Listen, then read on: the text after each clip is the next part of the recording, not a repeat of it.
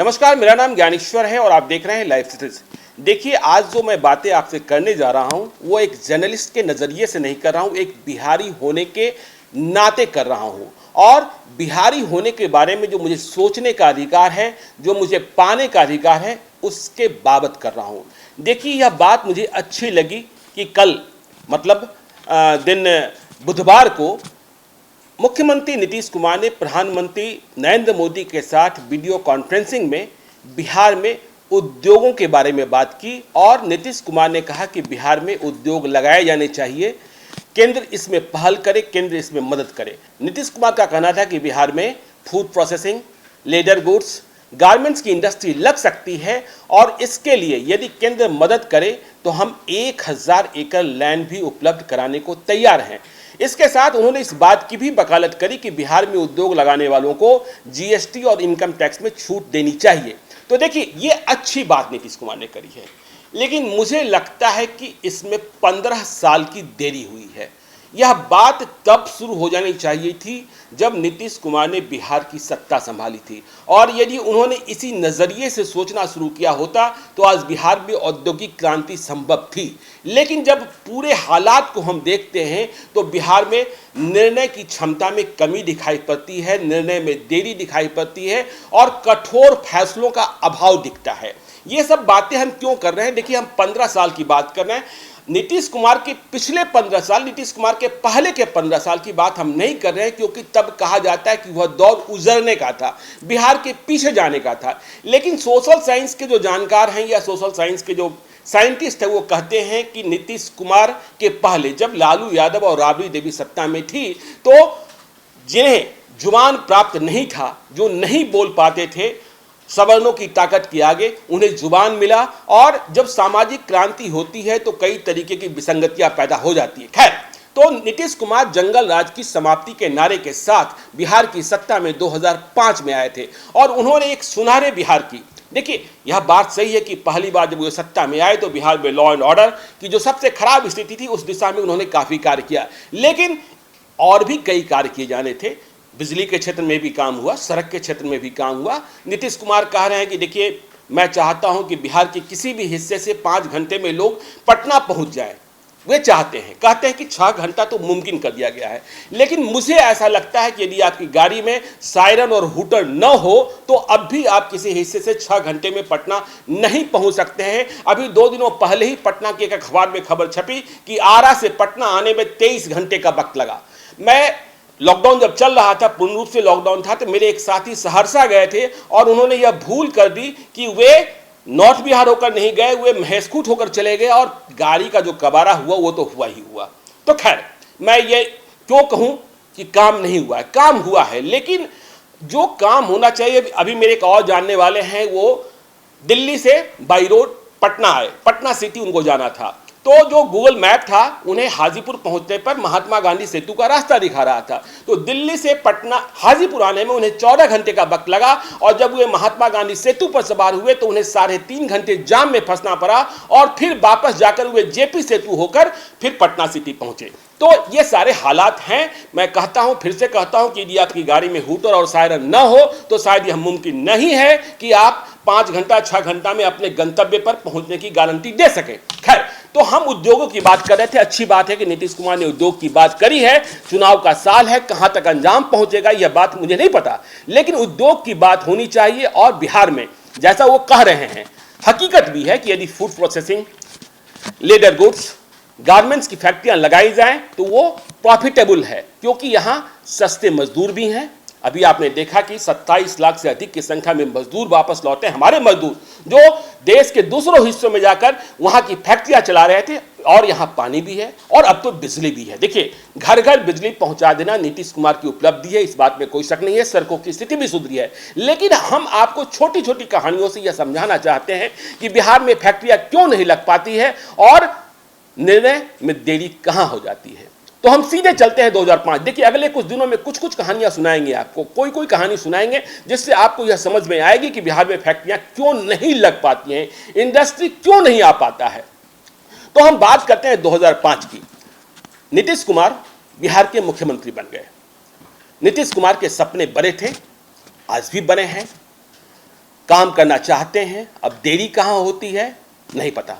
तो 2005 में यह हुआ कि नीतीश कुमार ने यह सोचा पटना की सूरत देखकर कि पटना को एक बढ़िया सा होटल चाहिए, 5 स्टार होटल।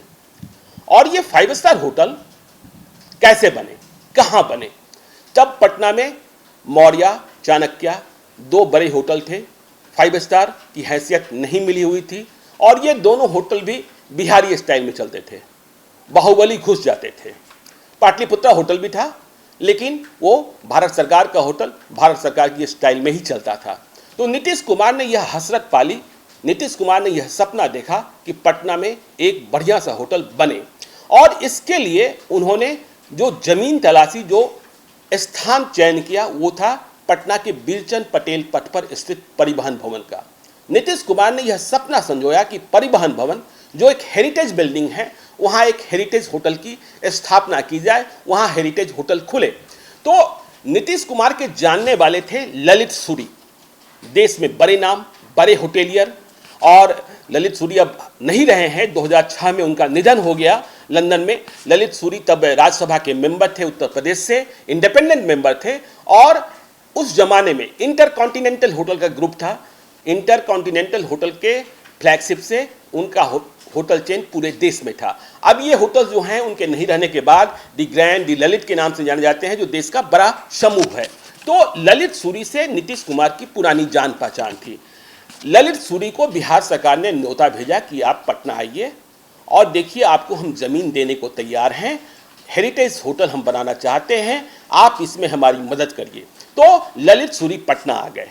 ललित सूरी उस जमाने के सबसे बड़े होटेलियर, मतलब देश में जो कुछ लोग थे उसमें सबसे बड़े नामों में शामिल थे, और राज्यसभा में भी राजनीतिक पहुंच भी थी।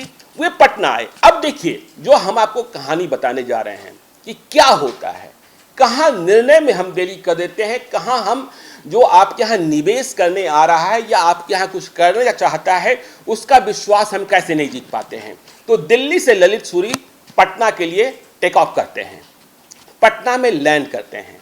उन्हें यह पता है कि जहां उन्हें जाना है, पटना एयरपोर्ट से बीरचंद पटेल पथ परिवहन भवन जो हेरिटेज बिल्डिंग है, उसकी दूरी कोई 2.5 किलोमीटर 3 किलोमीटर है।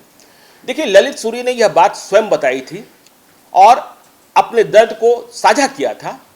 उद्योगपति क्या करते हैं, या जो सर्विस इंडस्ट्री के लोग हैं या होटल इंडस्ट्री के लोग हैं, वो ये देखते हैं कि एयरपोर्ट से, देखिए जब 5 स्टार होटल की बात होती है, 7 स्टार होटल की बात होती है, तो उसमें सबसे बड़ा फैक्टर एयरपोर्ट से उसकी दूरी होती है। तो वो देखते हैं कि एयरपोर्ट से हमारे होटल में पहुंचने में किसी गेस्ट को कितना वक्त लगेगा।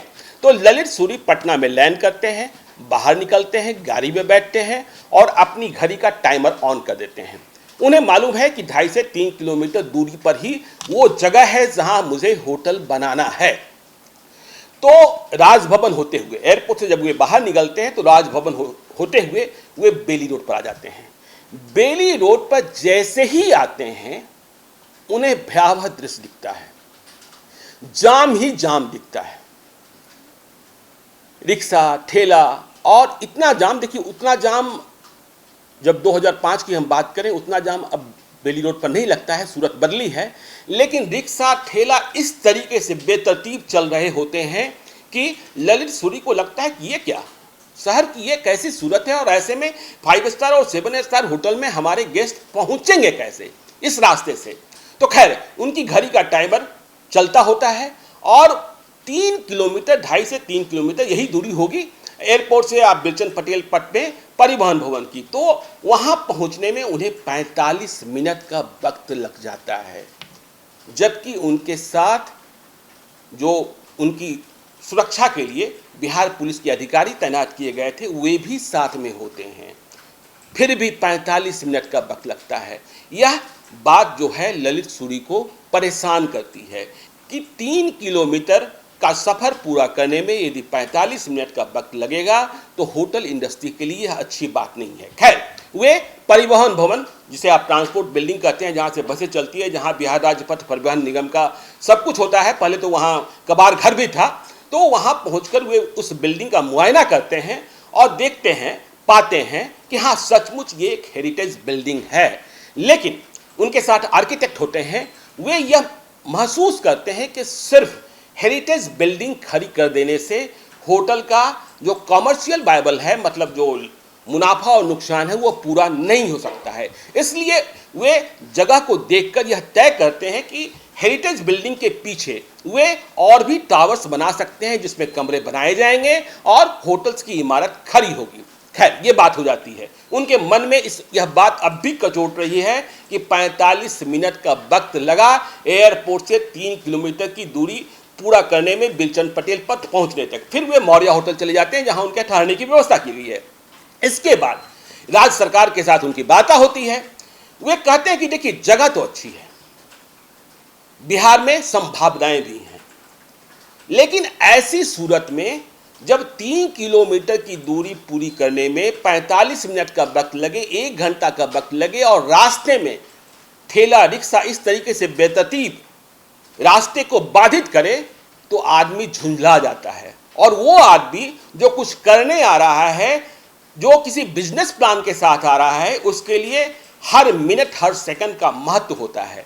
तो ऐसे में परेशानी होगी। तो राज्य सरकार कहती है कि आप सुझाव दें, क्या हम कर सकते हैं। तो ललित सूरी, देश के बड़े उद्योगपति, होटल इंडस्ट्री के बड़े नाम, वे कहते हैं कि देखिए, बहुत कुछ यदि आप नहीं कर सकते हैं तो कम से कम इतना कीजिए कि जो मेन रोड है, बेली रोड, उस पर से आप रिक्शा को और ठेला को बाहर कर दीजिए। आप वहां जो ट्रांसपोर्टेशन है उसको और फास्ट बनाने की प्रक्रिया शुरू कीजिए। अब यह बात सुनकर सरकार को लगता है कि ये कैसे होगा। अब इसमें वोट बैंक की राजनीति आती है। यदि हम रिक्शा वाले को, ठेला वाले को बाहर करेंगे तो फिर वो क्या सोचेंगे, हमारी पार्टी पर क्या असर होगा, हमारे वोट बैंक पर क्या असर होगा, तो ये सारी बातें आती है। तो ये बातें जो हैं ललित सूरी ने खुद साझा किया था, उन्हें निराश और परेशान करती है। वो सरकार को यह बात समझाते हैं कि देखिए, पश्चिम बंगाल में ज्योति बसु, उनसे बड़ा कॉमरेड तो नहीं हुआ कोई, वे मुख्यमंत्री थे।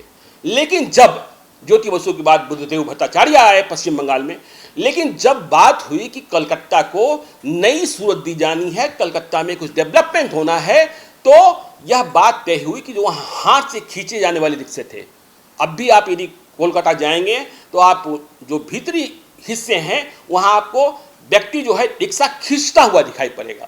तो ज्योति बसु ने जो इंडस्ट्री की डिमांड थी उसे समझते हुए हाथ से खींचे जाने वाले रिक्शों को पार्क स्ट्रीट पर बंद करा दिया। फिर पार्क स्ट्रीट का डेवलपमेंट कैसे हुआ, किस तरीके से हुआ, यदि आप कोलकाता गए होंगे तो आपने समझा होगा। लेकिन यह बात बिहार सरकार नहीं समझती है और इस तरीके से पटना में कोई बड़ा होटल चेन आएगा, यह सपना टूट जाता है। ललित सूरी वापस जाते हैं और वे प्लान को ठंडे बस्ते में डाल देते हैं। तो इस तरीके से पटना को कोई बड़ा होटल नहीं मिलता, आज भी नहीं मिला। आज भी यदि आप कहेंगे तो पटना में कोई बड़ा होटल या बड़ा होटल चेन नहीं आया। यदि आप पटना के कुछ होटलों की बात कर लें, जो नए होटल बने हैं, वे बिहार के लोगों ने ही डेवलप किए हैं। लेकिन बिहार में कोई 5 स्टार होटल का चेन आ गया, ऐसी बात आपने नहीं सुना होगा। सच में भी ऐसी बात नहीं है। तो देखिए, निर्णय, यदि आपको उद्योग लगाने हैं, यदि आपको इंडस्ट्री लाना है, तो आपको जो पैसा लगाने आपके यहाँ आ रहा है उन्हें हर प्रकार की सुविधा देनी होगी और उन्हें सुरक्षा की गारंटी देनी होगी। तो आज हमने होटल इंडस्ट्री का एक नज़ीर पेश किया है। कल भी हम बात करेंगे और एक दूसरी कहानी बताएंगे जिसमें आप जानेंगे कि जो पैसा लगाने आपके यहाँ आता है या आना चाहता है, उसके प्रति सरकार का नजरिया क्या होता है। कहने की बात होती है कि हमारे यहाँ सिंगल विंडो सिस्टम है, लेकिन परेशानी किस तरीके से होती है। तो बिहार में उद्योग की बात शुरू हुई है, हम भी चाहते हैं, आपको भी चाहना चाहिए, और बिहार में रोजगार मिले तो लोग बाहर क्यों जाएं। तो नीतीश कुमार ने बात शुरू की है, चुनावी साल में क्या होगा मुझे नहीं पता, लेकिन यह बात आगे तक जानी चाहिए, इसीलिए इस पर बहस छेड़ी है लाइव सिटीज ने। आप बने रहिएगा लाइव सिटीज के साथ। यदि अब तक आपने हमारे यूट्यूब चैनल को सब्सक्राइब नहीं किया है तो जरूर कर लीजिएगा, और यदि इस वीडियो को फेसबुक के माध्यम से देख रहे हैं तो पेज को लाइक कीजिएगा, ट्विटर पर भी हमें फॉलो कीजिए। दूसरी स्टोरी के साथ हम जल्द ही आपके सामने हाजिर होंगे, जो यह बताएगा कि बिहार में फैक्ट्री क्यों नहीं लगती है, बिहार में इंडस्ट्री क्यों नहीं लगती है। धन्यवाद।